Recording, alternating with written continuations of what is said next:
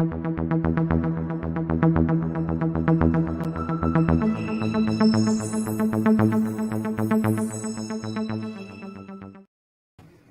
everybody, Will Brink here, brinkzone.com.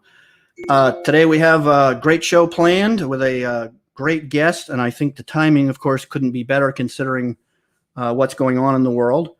What I do want to do is take a little bit of time to put some context to this before I bring Dr. Gutman in, because I think there's a lot of background context that people will find interesting that I think will make this even a more interesting conversation and give it a little more depth. So back in about mid 90s, early 90s, basically pre-internet, I was a well-known writer for most of the magazines, bodybuilding magazines, fitness magazines.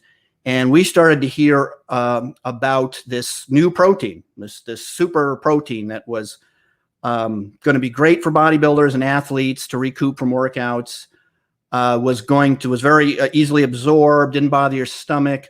And it was exciting stuff, and it was called Whey. And, that was about all I really knew about it. So I went to the medical libraries because, again, you couldn't search this online. I used to spend all day in the medical libraries, and I went to the Harvard and BU Medical Library, and I started to look at journals to look up a little more about Whey and see what I could learn about it. And the studies that I was pulling up were really all about the medical health benefits of Whey. And that to me was fascinating. The interest as a sports nutrition bodybuilding supplement, was okay. But what really grabbed me at the time and I got into was all these journal articles on the health and medical benefits of Whey. And those journals were all written by a Dr. Bunos, and company, Conchaven and Gold and others. But Dr. Bunos was the primary author. And so I read all of, every study I could get my hands on because I was really interested. I was then really the first person who was writing articles in the mainstream publications about the medicinal benefits of glutathione through whey protein, which are, of course, the anti-cancer effects and the immune effects and so forth. So fast forward a little bit, not that long, but I met Dr. Bunos at a conference, at the International Whey Conference, which there is such a thing as the International Whey Conference. It happens, I assume it still happens every 5 years. I haven't been to one. Maybe Dr. Gutman would know better, but I met Dr. Bunos at the International Whey Conference and spoke to him, and just a very nice man. We then, would exchange letters back and forth a few times. And at some point, quite a while ago, and I don't remember exactly where, and again, another thing maybe Dr. Gutman will remember, but he and I started to, then email started to exist and stuff, and I think we first started talking by email. But so Dr. Gutman and I started to communicate a bit by email about some of the articles that I had written, and we would exchange some studies and go back and forth, because that's how researchers and stuff talk. And if an exciting study comes up that you think someone will be interested in, that's in your field, you send it off to them and have a little talk. I have been doing also some consulting work for the company. Actually, I'm going a little ahead of myself, so sorry. So back to Dr. Bunos. So Dr. Bunos, at I guess late 90s, I want to say, started a company based on his research, most specifically the very exacting way that whey has to be produced to optimize the effects on glutathione. And that was something that he researched and figured out. Actually, one of the papers of how he figured out, very interesting, and one of my favorites. So he started a company, Immunotech, based on his research of how to optimize the effects of whey to get glutathione. Really, that was obviously the point.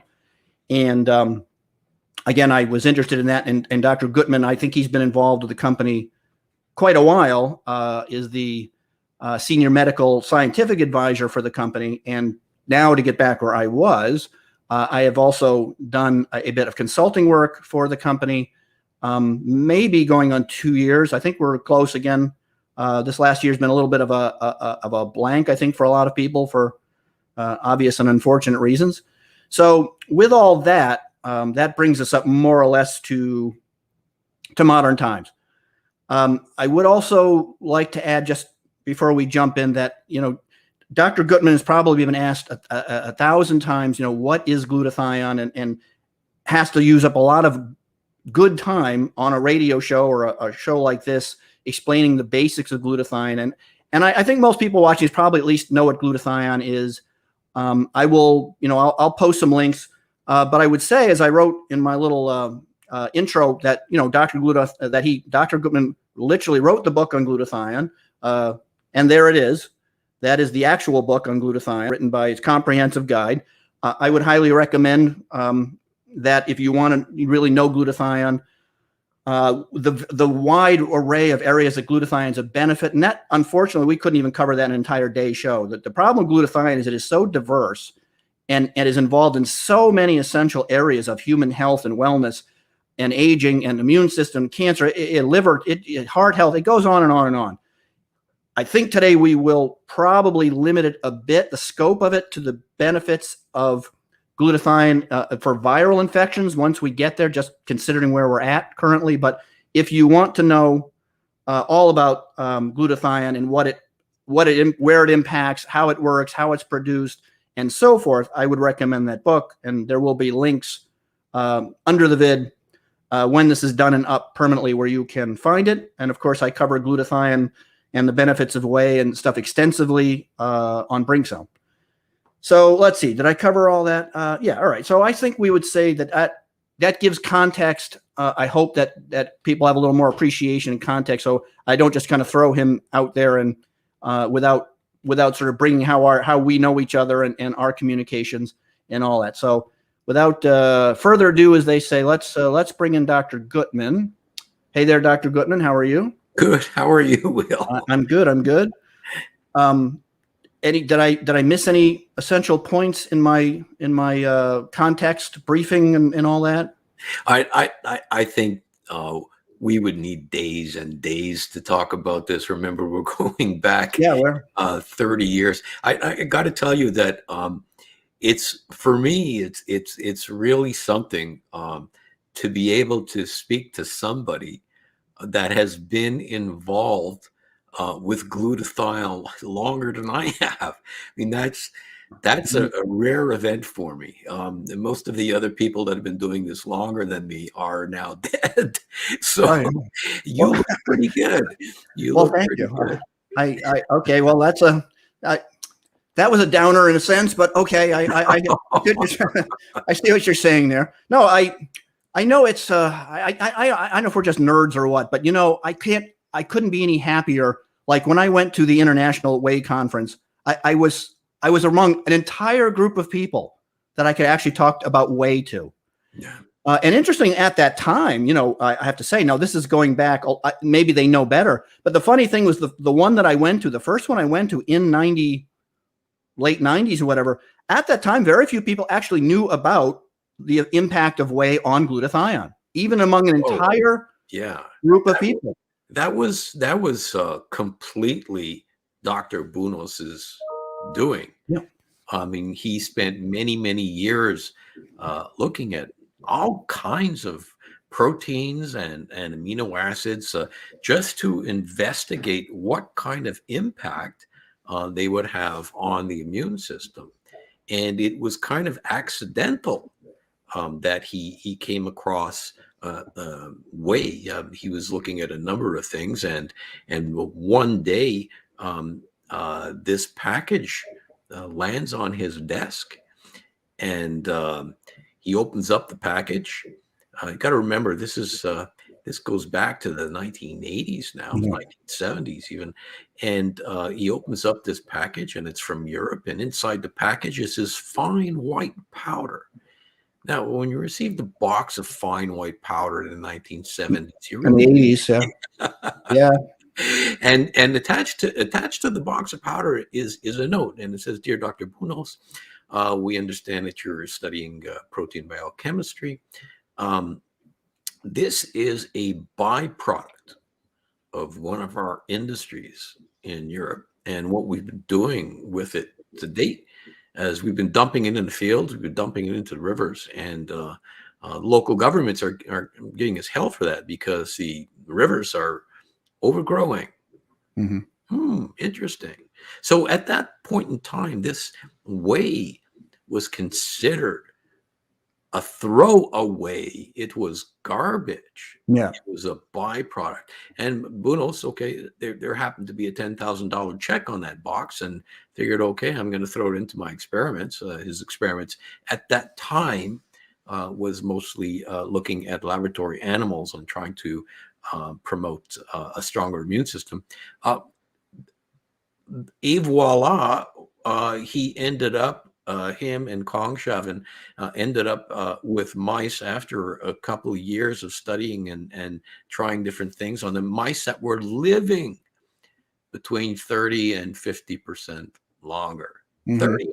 This is huge. I mean, it'd be really hard to translate that to a human trial, trying to find 80 years or 85 years of funding. Right. But in mouse time, that's a considerable difference. Monstrous. Yeah. Monstrous. So with those studies, we were getting tremendous results. We didn't know why. It took yet another few years, Will, to discover that this protein byproduct, which happened to be a specific type of whey, was raising glutathione. It took us years to figure out why it worked.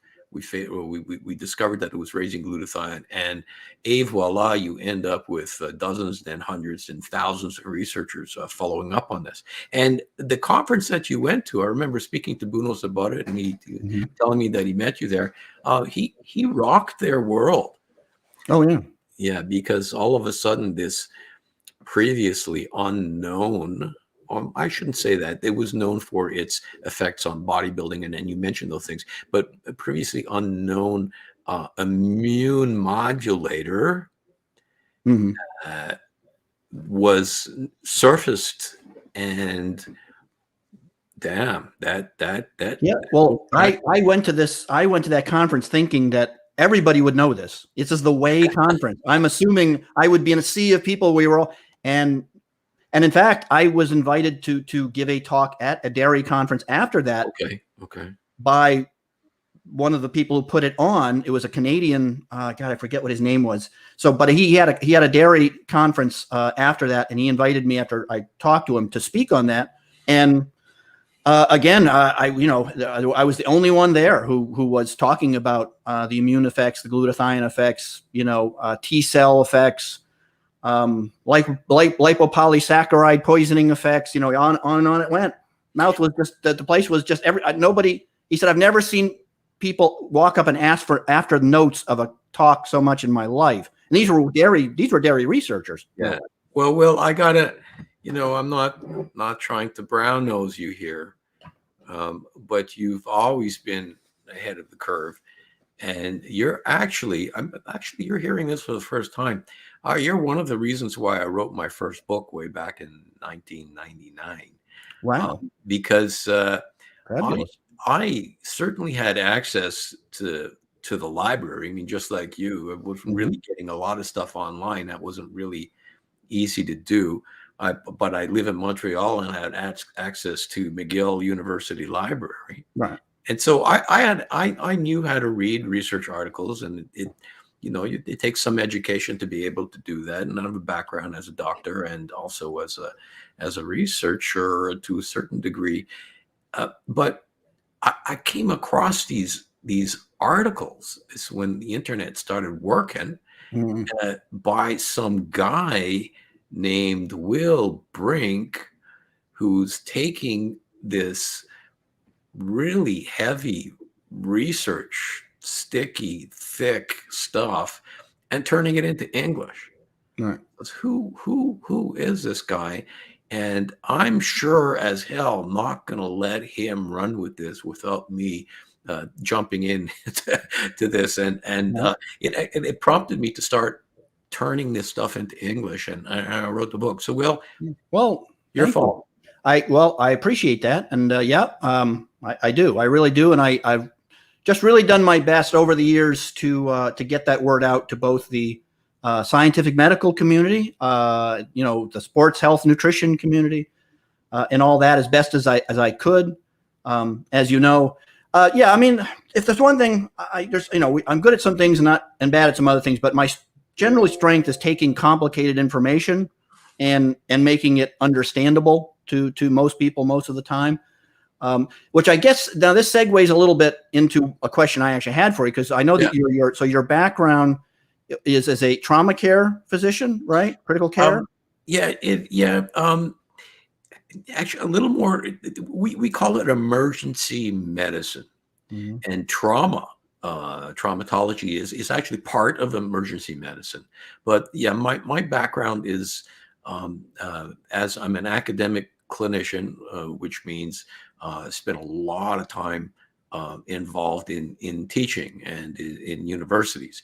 I'm kind of retired from that now, but yeah, my background is really emergency medicine, and you'd wonder how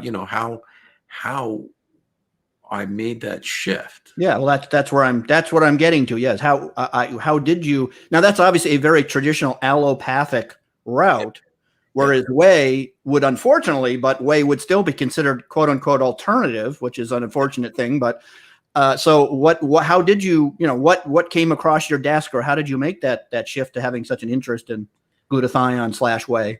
Well, I was really involved with university stuff. I mean, I was practicing emergency medicine, of course, but I was also teaching emergency at the residency level. I was I ran the residency program. I started the undergraduate program. I was on the Canadian Emergency Medicine Board of Directors, and all this stuff. And one day something happened to me, and I know it happened to you, and it happened to some of the people listening to this program. I turned 40, and I'm still 28. Yeah. Okay. Sorry. For about the 20th time, but I'm remaining 28. Well, one day you'll turn 40. Right. But you see, a 40-year-old emergency doctor is kind of like a 40-year-old football player. It's time to find something else to do. And with all the academic stuff and all the clinical stuff and the night shifts and all of that, very stressful. Yeah, very stressful job, obviously. Oh, I mean, that's the point, that the point of the spear, as they say. It is. But interestingly enough, and maybe we'll get into this in another discussion, the most stressful part about the job is really the politics and working within the system. Taking care of a trauma patient or a gunshot wound, we're trained to do that. We kind of, we want to do that. We can make a difference. Right. Having to ship patients across the city because your intensive care unit is full and trying to find a bed for them, that's where it starts to get. But let's not get off topic. Right. I went into family medicine, and all of a sudden I found myself from being locked into a room with another patient who had the audacity to ask me questions. See, in the emergency room, most of my patients are either too drunk or too traumatized to do that. Right. And I would be asked questions like, how much exercise should I be getting, and what should I be eating, and what about vitamin pills? And I'd answer them with a shrug of my shoulders. And he said, let me tell you something about doctors. And one thing doctors hate is feeling stupid. So I went ahead and studied all this, and I really turned my attention to, I think a better term would be complementary medicine, and looking at food and looking at nutrition and looking at vitamins, supplements. And I tell you, Will, there was really, I'm very much a skeptic. I'm skeptical about the pharmaceutical industry. I'm also skeptical about the nutritional industry. I'm not skeptical about science. And so what I was looking at was a lot of junk, but there were a few really, really fascinating things that I looked at. So one day, this patient of mine walks into my office, and he says, Jimmy, I came across something that slowed down the aging process. It's an effect against cancer. It's good for Parkinson's, Alzheimer's, liver disease. And I said, whoa. His name was Howdy. And I said, whoa. No, you still remember his name. That's great. Yeah. I mean, that was, I absolutely remembered him. He yeah. changed my life. So, whoa, Howdy. Now, I know people in Texas are probably laughing, in Western Canada. Whoa, Howdy. It sounds like you're reading off the back of a label of snake oil. How can one substance possibly be doing all that? And his answer to me was a big thud on my desk, which was about 20 pounds of research articles written by, guess who? Gustavo Bunos. And he said, you're going to go home and you're going to read those. Now, I listened to him. Right. Most of my patients don't talk to me that way, but he happened to be a Golden Gloves boxing champion. So I figured for my health, I should do it. And he absolutely ruined the next 3 months of my life because I couldn't tear myself away from the articles. I was going down to the library, pulling out stuff, and he came back and he said, "What do you think?" And I said, "This is crazy." And he said, "Well, I'm going to get you to talk to Dr. Bunos." Set up an appointment. I spoke with Bunos for an afternoon, and that was it, Will. I said, this is just too important. This is just too profound for me to let pass by. I'm getting into this thing because it is novel and it is important. And from then on, I did glutathione. Right. And it is, of course, data driven. You know, end of the day, it is absolutely a data driven stuff. It has to be if you're a scientist. I mean, I love listening to people's stories and their anecdotes about glutathione and how it's affected their health, and of course Immunical and how it affects their health. But I can't go up onto a stage or these days onto a Zoom a lecture and talk about anecdotes and testimonies. I've got to talk about the research. Right. So you're absolutely right, Will. Well, and the thing that about Whey that I'd also like to say that people may not be aware of, if they're not scientists or whatever, is that to this day, I am astounded by the data that's continuing to come out. Every time I think I know Whey, and I think I have a pretty good handle on Whey as people go. I mean, I put myself in the top, 2% or whatever. I read studies on Whey that come out all the time. I mean, and in areas and benefits in areas that I would have never expected. Absolutely. Absolutely. And my book, I think I'm on my 6th or my 7th edition. And the most frustrating thing about the book is by the time it's published. Yes, it's already got so much new data that I one of the reasons I didn't update one of my own books was sort of a supplement nutrition type book was the same thing. I just felt that by the time I would update it, I just would rather just, at least on the internet, on my own websites or whatever, I can sort of real time update stuff. But I just, for people that aren't aware and, don't do science or aren't scientists, just, they should be aware that if you think that it ended with those Bunos studies, it hasn't even started. I mean, it just, there's only a few things out there for me that always continue to just amaze me with how much new data comes out, how many benefits they have for such a wide scope, and how they continue to surprise me. And there's only like a few things out there that do that. Whey is one of them. Creatine's another one for me. Omega-3s to a lesser degree, but there's still, some interesting stuff. But there's only like 3 or 4 things that lactoferrin's another one, which of course is a component of Whey, if people aren't aware of that.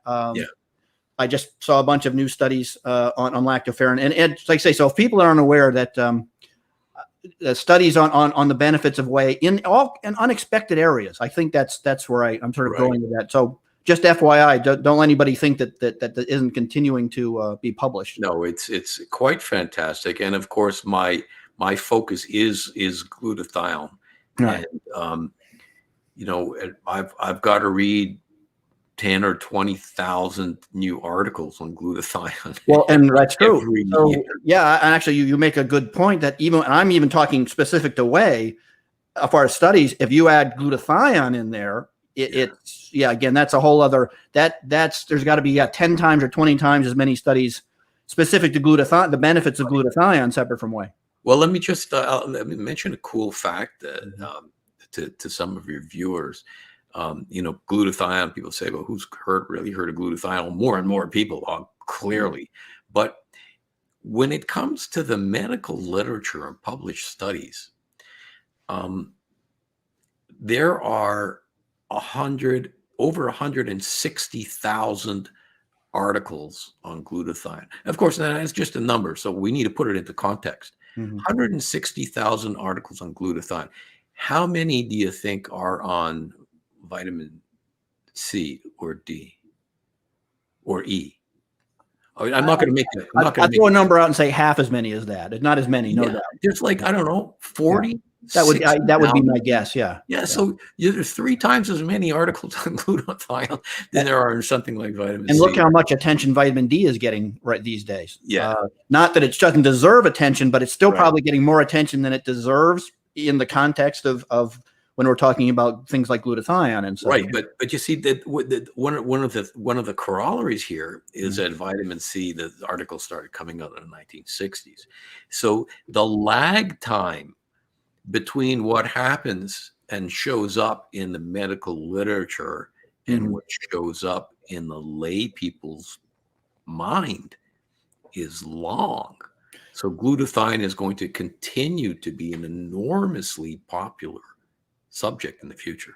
Yeah. Oh, without a doubt. Like I say, I was actually sort of concentrating on all these studies that come out on whey, but I didn't even, like I say, mention glutathione, and there's 100 to 1 studies coming out on the benefits of glutathione to every one on whey. But obviously the two of them are very interrelated topics. But of course, there's been a big burst in interest in glutathione because of COVID. I mean, that has caused a big spike. There was a paper that I'm pretty sure I sent to you, because I always send you anything relevant papers, but there was a paper that posited that all of the major complications and damage caused by COVID is due to a glutathione deficiency. Yeah, there were a couple papers that came out. I think the one you're talking about was a Russian paper. Yes, that came out in last year. Russian or Polish, but yes, that's the one. Quite a paper too. I mean, it really was a sort of force of a paper. And these papers, I mean, I first started collecting them, and thank you for sending all the ones that you were coming across. Now they're can't keep on top of it. There's so many papers on glutathione and COVID. I'm going to take advantage of your program here just to talk about promote one of the videos that I've done. I did a video a few months ago on COVID and glutathione, and I tried my best to take the best papers and tie them together. So, if somebody wants to just dive in a little bit deeper, they could go to my on my YouTube page, Dr. Jimmy Gutman, all one word, and I'll either link that when this is up permanently. I'll put that under the video. Either your page or just I'll send them right to the glutathione talk. But I am subscribed to your YouTube page, so I can find it now. I was actually asked to do that lecture by a university in South America, of all places. Right. And so I did it in Spanish, and then I did it again in English. But Will, this is so important for people to know. It is, especially right now. So when I got this show going, I'd been doing most of them on my own, just topics on my own. And then once I sort of got the technology down, and that my thought was then to bring some guests in, and you were on a list. Behind my green screen here is a big whiteboard with names, and your name was on there. But because of what's going on, I thought, I need to bring him in sooner than later. I said, because of what's happening, we really need to talk. Glutathione couldn't be any more important than it is right now. And I think that would be a great segue. As I mentioned earlier, there's so many areas we could go, but maybe we can and maybe that's another show, but maybe we could narrow this a little bit to GSH, specifically to viral infections. Sure. And maybe you can give us some sort of overview of obviously the importance and maybe narrow it down a little bit to the COVID if you can. Well, the story of glutathione and viruses, again, this is McGill University work. We initially, when we were looking at raising glutathione using a specific whey protein isolate, our focus was immunology. And of course, when you talk immunology, you have to be talking about infectious disease. And of course, you're talking about infectious disease, you have to be talking about viruses. Our first human study using Immunical to raise glutathione was done in AIDS patients. Right. I remember. Yeah. Yeah. And why AIDS patients? And this is going to be a little bit shocking to some of your listeners. You don't just go ahead and decide to do a human study. You got to jump through all kinds of political and regulatory hoops to be allowed to experiment with humans. And when we did our work in AIDS, someone with the diagnosis of HIV or AIDS, it was essentially a kiss of death. Fortunately, these years that's no longer the case. But back then, At that point, at that time there was no treatment. So we had all these great animal studies done, and then they looked at us and they said, well, these patients are going to die anyway, so go ahead and play with your white powder. And damn, did we come up with results? No. Lowering of viral loads, increased CD4 lymphocyte counts, and on and on and on, and international recognition. And Luc Montagnier, the Nobel Prize winner, he's the guy who discovered the AIDS virus, started looking at our stuff and publishing our papers and writing about it. So right from the get-go, we knew that the use of this whey protein isolate raising glutathione was going to be an effective antiviral agent. And then other people started looking at that. We also looked at hepatitis A, hepatitis B, hepatitis C. Other people started using other glutathione precursors like N-acetylcysteine, looking at influenza. And so this was very, very well established that viruses promote free radical formation and oxidative stress, which in turn promotes the multiplication of these viruses. Right. And they seem to thrive in an oxidative state. The viruses seem to replicate and thrive in an oxidative state. And there was a couple of papers recently. They're very, very granular papers, but there was a paper that showed there was one paper that found that the conformational change, for people that aren't scientists, the ability of the spike protein on this virus to actually change its shape and lock onto our cell only happened under a high oxidative environment. It needs that environment to actually do its thing. So if you can prevent that oxidative environment, it actually apparently it makes it difficult for the virus even to latch onto your cell, among a lot of other benefits. But and it's so it's not just the coronavirus that are required. I mean, we made that discovery in Dr. Droga as well. Looking, this is stuff that came directly out of the AIDS research back in the 80s and 90s. So yes, so lowering oxidative stress in turn decreases the ability of the virus to replicate, multiply, and do whatever nasty stuff it's going to do for you. So it was a clear link.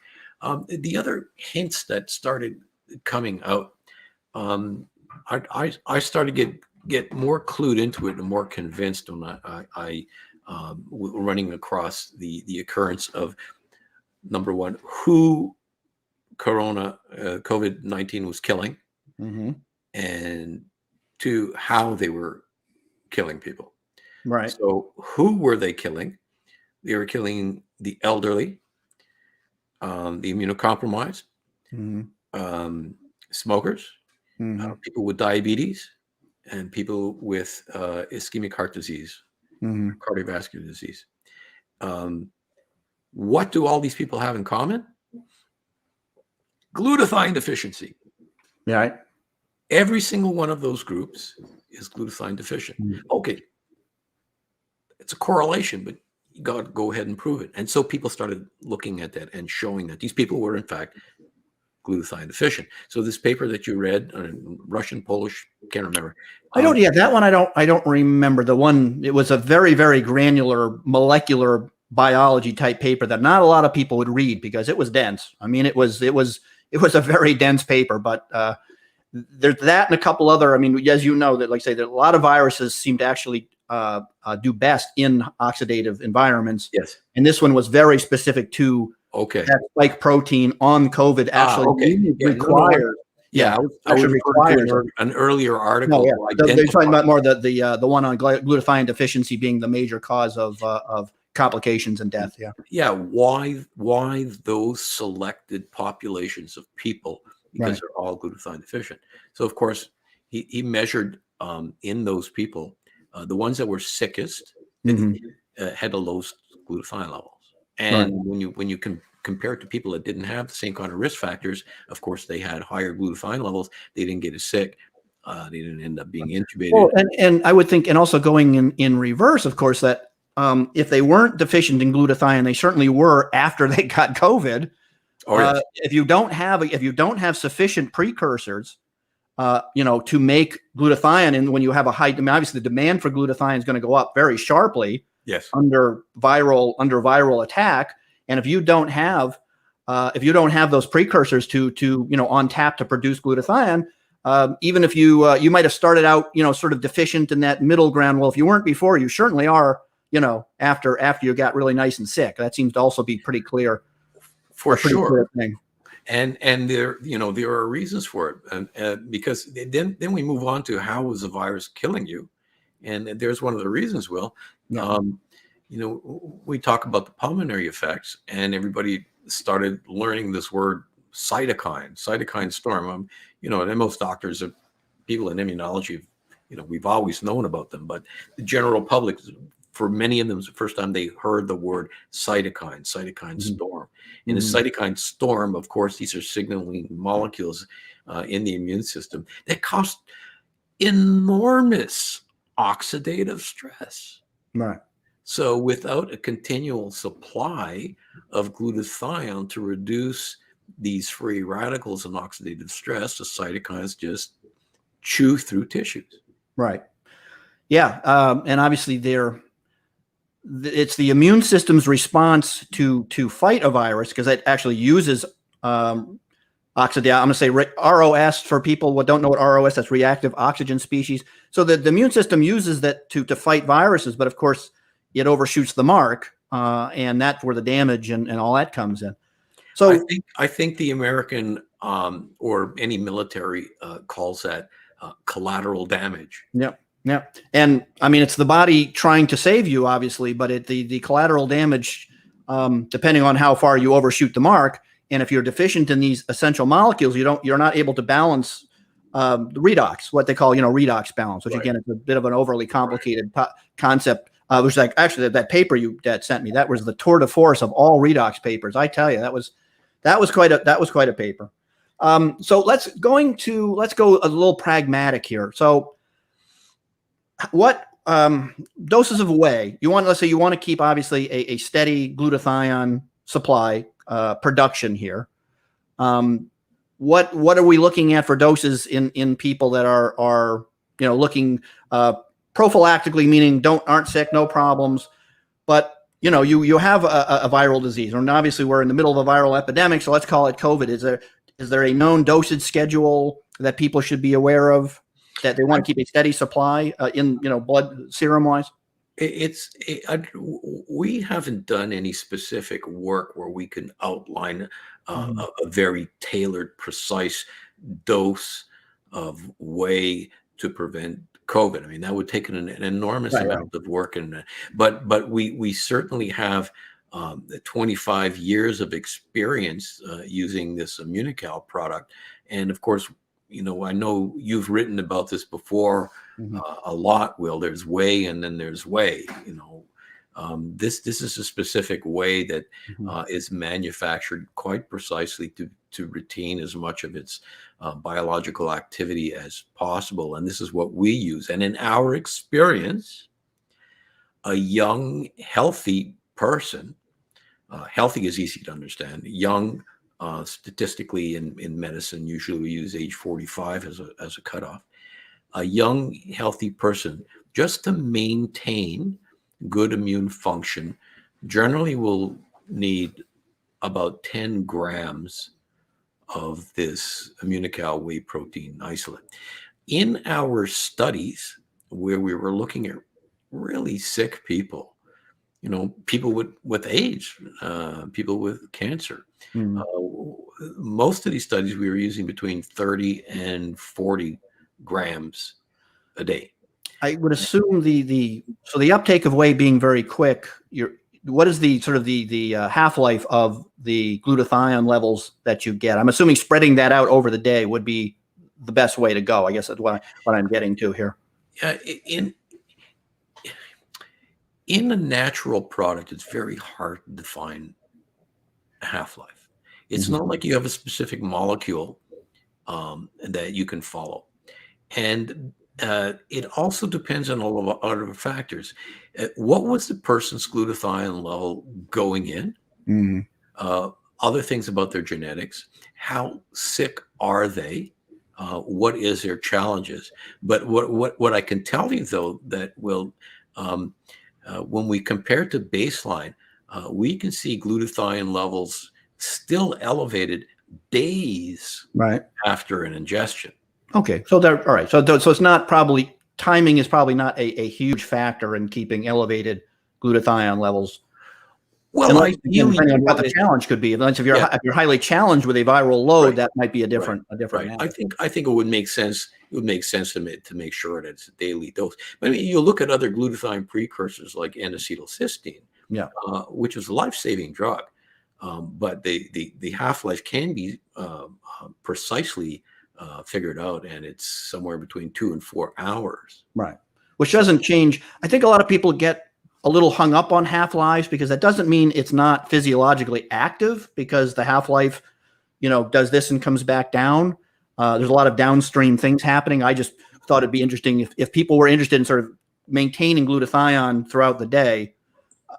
I'm thinking probably maybe split it in two, maybe one in the morning and one late or something like that. well, yeah, it theoretically that would work, Yeah. but practically, um, it's harder to do.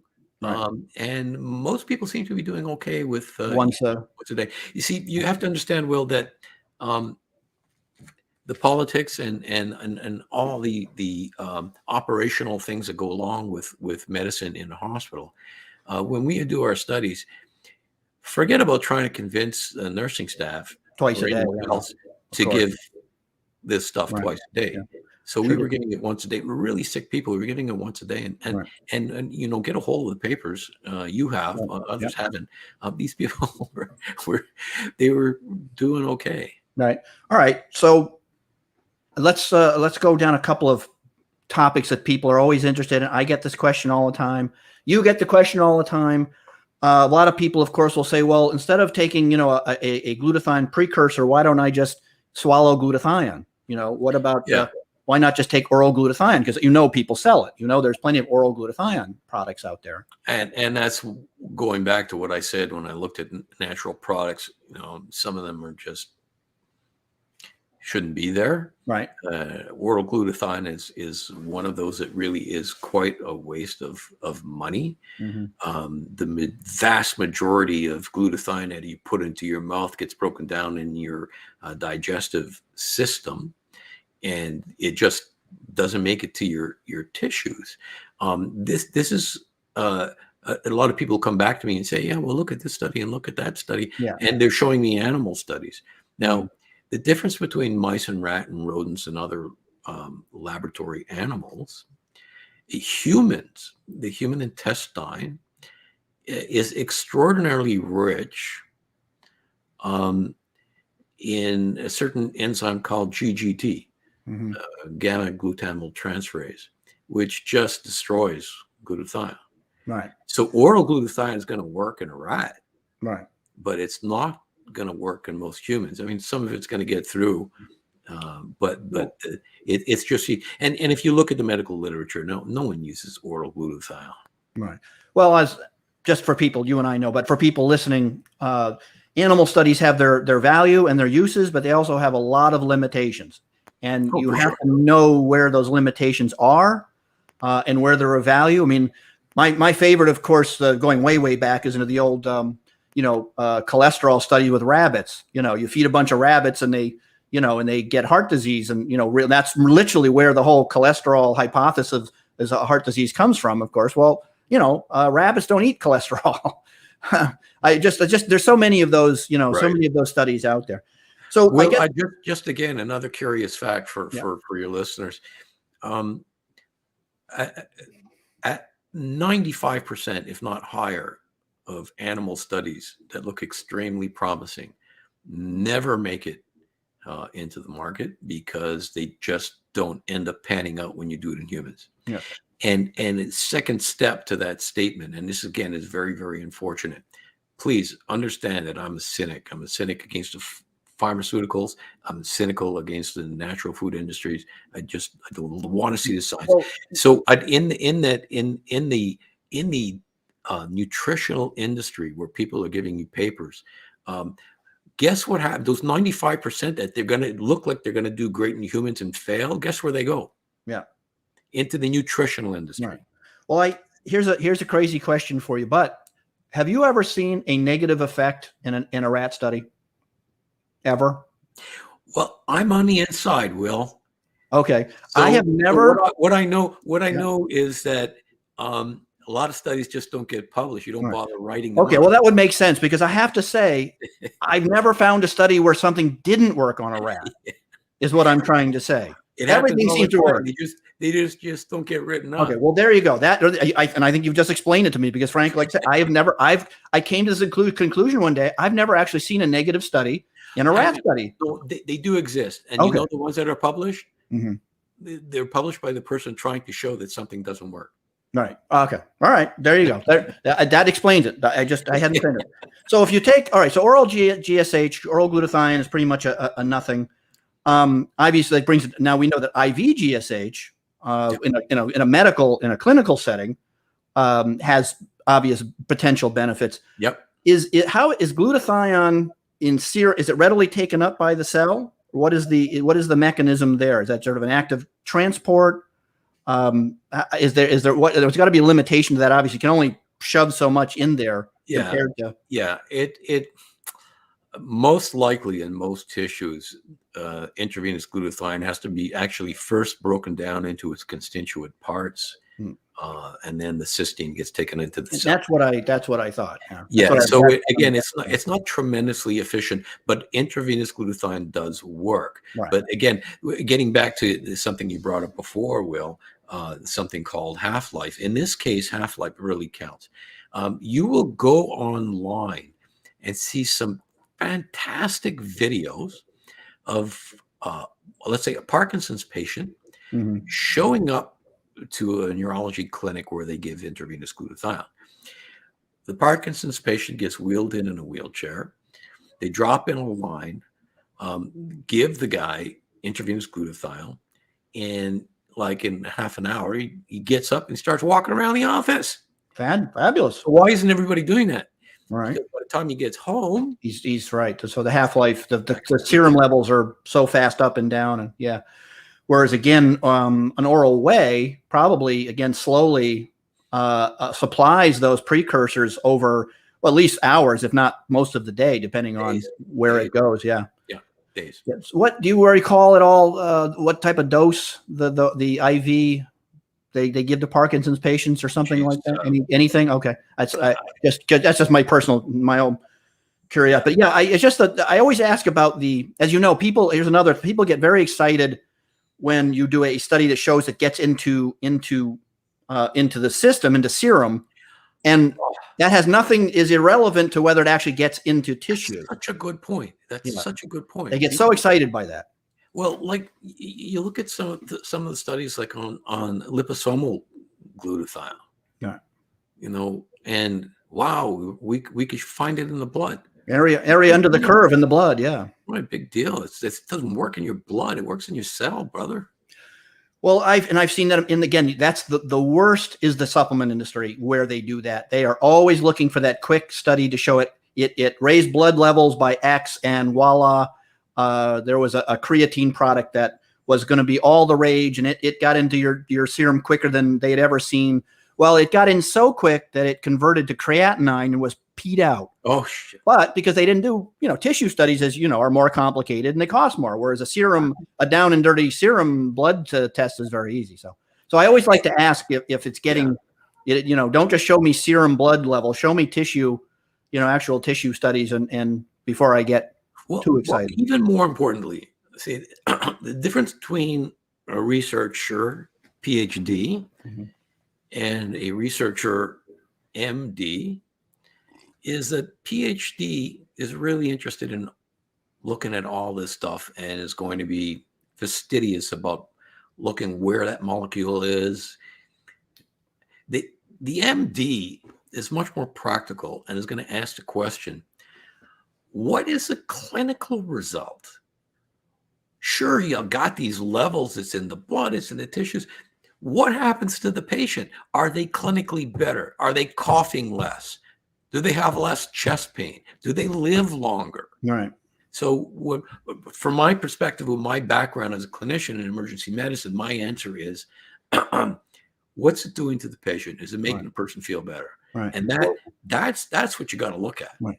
Well, and also in sports nutrition, I'm the same way in that I'm always getting, and people are being very excited about a study that showed whatever blood levels. And I always say the same thing. Show me where they got faster, stronger, or their body comp changed. I don't care. Yep. I don't care about the rat. Yep. I don't care about his blood.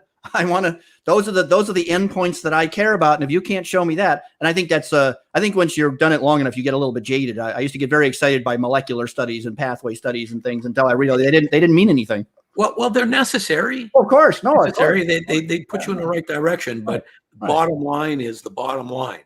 Yeah. Is that person better, faster, smarter, healthier? Or bleeding less? Yeah. Oh, so here's a good one. Here's a good one. I like asking people, these glutathione pills and these glutathione injections, are they natural? Are they natural? Interesting question. Yeah. So I hadn't thought of that. I must say. I hadn't thought of that. So where does this glutathione come from? Right. It's a good question. Yeah. See, they're questions. The best I have to admit, because I would never recommend them. I hadn't actually looked. I used to. But but that's a good question. See, what a good scientist isn't the guy who comes out, or the woman who comes out with the answers. Good scientist is the one who comes out with the best questions. Right. So where does glutathione that are in the pills and the IV come from? Glutathione is derived from either bacteria or yeast that are so highly engineered that it would blow your mind.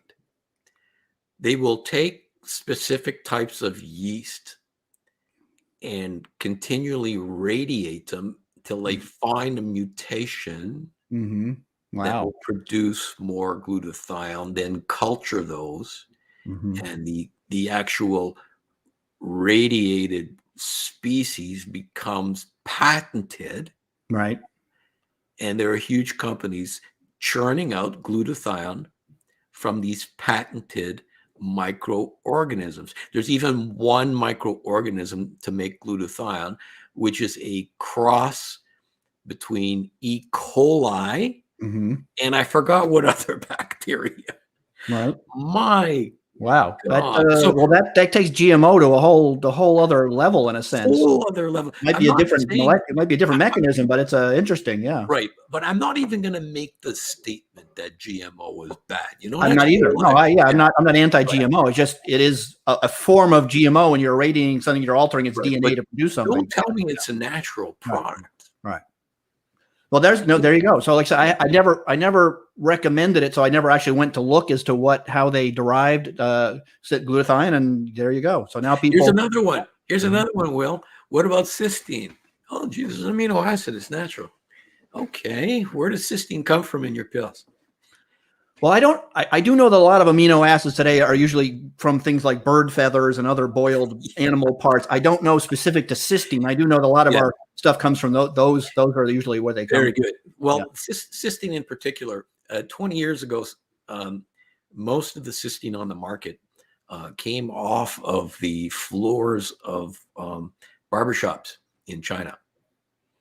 A lot of people there, a lot of hair. Right, hair. That's right. That's right. You're right. Now you're right. I remember it comes from hair. Yeah. Right. So that kind of fell out of favor because, there's a lot of Jewish people that are kosher, there are a lot of Arabic people that are halal, and there are a lot of other people that just don't want to be eating hair, human stuff. So the other source that they were using became Chinese duck feathers.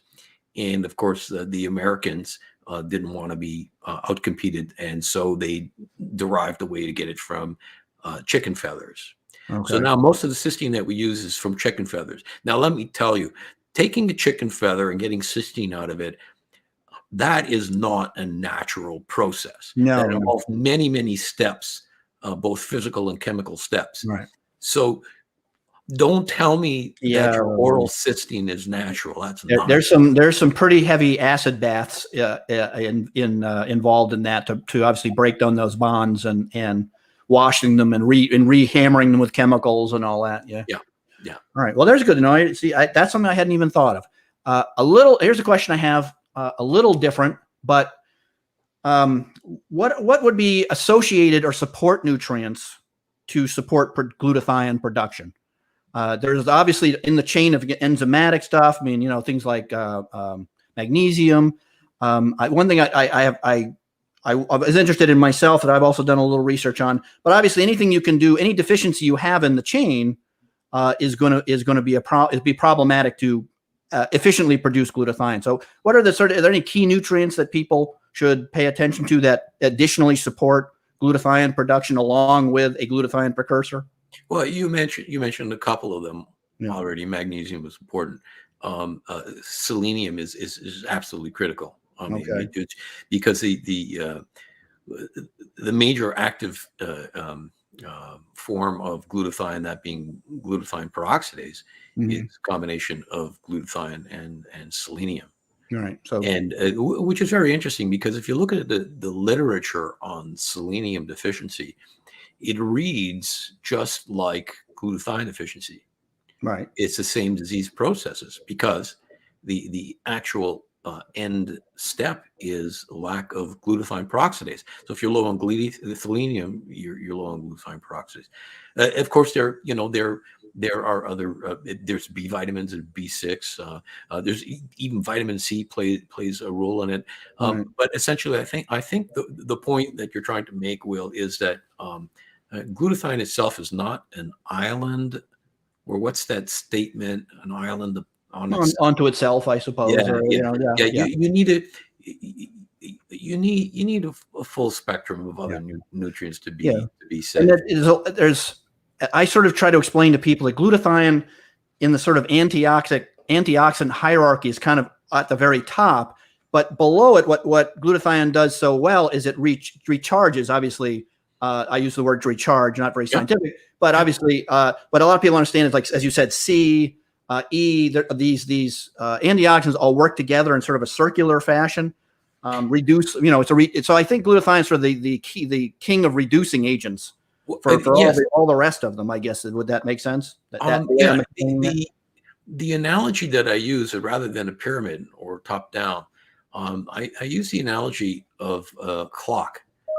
You see, any antioxidant can link with another one, and they can hand off free radicals, and one can charge the other, and there's a whole cascade of them. So you think of the antioxidation in your body. It's a whole number of different biochemicals, like a series of gears in a clock. Each one of those gears is a different antioxidant.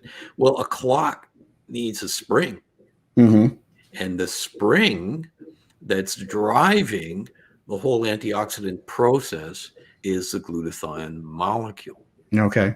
That's a And good, that's a good why? analogy. Yeah. Yeah, and why is I like that glutathione one. in the spring? Well, first of all, it's the antioxidant you make in your body. But the other reason is, and again, here this is again new for a lot of people, it's the only antioxidant that does not turn into a free radical itself Yeah. after it's done. That's an important point, right? Yeah. Like Yeah. you can, people don't know that you can take, if you take a lot of C, too much C, without enough reducing agents, C actually becomes a pro-oxidant. Yes. Right, Yes. onto Yes. itself. And that can be Yeah. a problem, of course. Yes. But that can't happen with glutathione. And again, I've got some cool little clips Yeah. to show I you. assume what does happen, however, is that glutathione, the downstream problem is that glutathione obviously has to pull from other antioxidants that are floating around to recharge itself to get back to a reduced state. So it's still, you still want those associated, you still need those associated nutrients. It could be a problem, down the line. For sure. For sure. Right. I mean, you'll see a lot of people say, well, vitamin C raises glutathione. Right. No, it doesn't raise glutathione. It supports glutathione function because it's unloading some of the work. Right. It's reducing glutathione. So we'll have a few more questions with that. Again, the common question that I get asked and you get asked, and you saw my little video, which I think explained it pretty well, is Whey versus NAC. The classic question that I get all the time, of course, and I will let you explain why Whey should be superior as a glutathione precursor than NAC. Of course, both have their places, I think, as you said, and NAC is an effective clinical drug in the right places. But explain to people the difference between Whey and NAC, or at least why one should be. They're not equal, I guess, is my point being. They're not interchangeable in my view. Well, I know you know the answer, and thank you for giving me the opportunity to explain it. First, let me say that NAC is a life-saving drug. If I'm in the emergency department and I have an acetaminophen overdose or somebody in fulminant hepatic failure, I'm going to use N-acetylcysteine. Now, the doses that I use in an emergency situation are monstrously higher than the doses that you're going to find in a health food store. Right. And I know that I'm going to make the patient really sick with the N-acetylcysteine, but I'd rather have a sick patient than a dead patient. Okay, so it's a very, very useful drug, and let's call it a drug. It's not a natural product. Mm-hmm. The big difference, and without getting into the biochemistry, which I can if you want, the big difference is that one is a drug, and it does a specific thing. N-acetylcysteine will raise your glutathione levels. A whey protein isolate like Immunocal, it's not a drug. It's food. It will supply, first of all, every single essential amino acid that you need. It will supply glutathione precursors that are shielded from destruction. So what you're eating will actually turn into glutathione. And there are dozens, if not hundreds, of other biologically active components that you will find in whey that you mentioned even at the beginning of the show that do remarkable things. A lot of them we don't even know about. Well, lactoferrin, of course, is one that we do know, but as you said, there's still plenty of peptides that have yet to even be examined, if not discovered. I'm going to even make the leap that we know all the peptides in there, but even if we did, no way. Yeah, peptides, things that lower your blood pressure and on and on and on. Now, on a biochemical level, and I won't get too deep because it's hard to do without mapping it out on a diagram. One thing that most people don't know about N-acetylcysteine. You see, why don't you just eat cysteine? Why not just eat cysteine? Because cysteine doesn't work. It becomes oxidized very quickly And just like vitamin C, if you take too much cysteine, you end up in a pro-oxidant state. So what you do chemically to the cysteine is you add a little side chain to it, an acetyl chain and acetylcysteine. You add a little side chain which protects it from being oxidized. So people think, okay, the cysteine is being protected from being oxidized. Not really. What you've done, if you've stopped about 15% of the cysteine from being oxidized. And that 15% is what's at work to make glutathione. The other 85% is oxidized, and it's the oxidized cysteine that actually gives you the side effects that you get from taking N-acetylcysteine, like nausea, vomiting, diarrhea, and all that stuff. Mm-hmm. So when you're taking N-acetylcysteine, about 15% of it is actually going to make it to be turned into glutathione. The part, I guess the part that sort of always, that I just fascinated me from the biochemical part when I explain it to people, is that also that, of course, that cysteine or N-acetylcysteine has to go through a two enzymatic step to become glutathione, whereas the peptides, at least the two peptides, cysteine and glutamylcysteine peptide, which has always been my personal favorite, are past jump over that one enzymatic step that is the rate limiting step. And for people that don't understand, that means that there's always an enzyme that kind of is the control gate for stuff. Well, the peptides in Whey jump past that limiting step to produce. And again, just to dumb it down, glutathione is made up of 3 amino acids: cysteine, glutamine, and glycine. Okay, so when you're taking Whey, first of all, you're getting all 3 amino acids. When you're taking N-acetylcysteine, the cysteine has to be joined up to another amino acid, glutamate. So as Will is saying, it takes an enzyme to join those two. And then the cysteine and glutamate need to be joined up with glycine, which requires another step. When you take Whey, if it's undenatured, like Immunical, you are getting cysteine, but you're also getting cysteine, which is 2 cysteines linked together, and you're also getting gamma-glutamylcysteine. So you've done away with one of the steps. It's at least, well, probably more, but at least half as easy for that cysteine to be turned into glutathione. Not only is it at least half as easy, you also, if you're taking N-acetylcysteine, you have to make sure that you have an ample supply of the other 2 amino acids, which that's another rate limiting. That would be another, at least, synthesis limiting issue. Yeah. Okay. Yeah. So somebody like a cancer patient or an AIDS patient who can be in a starvation state, right? They ain't getting that cysteine and glycine, that glutamate and glycine that easy. Well, they're not getting from the Ensure they feed them. That's for sure.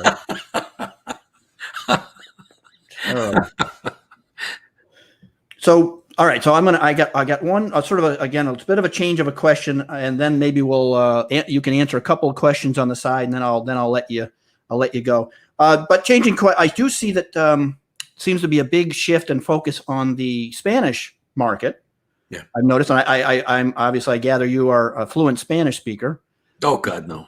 Oh, you're not. Okay. I have great translators. Oh, okay. All right. So, I mean, I think I mentioned to you this before. You know, I have a place in Panama. Did I ever tell you that? That's really cool. I don't know if we ever told you, but yeah, I have a place in Panama.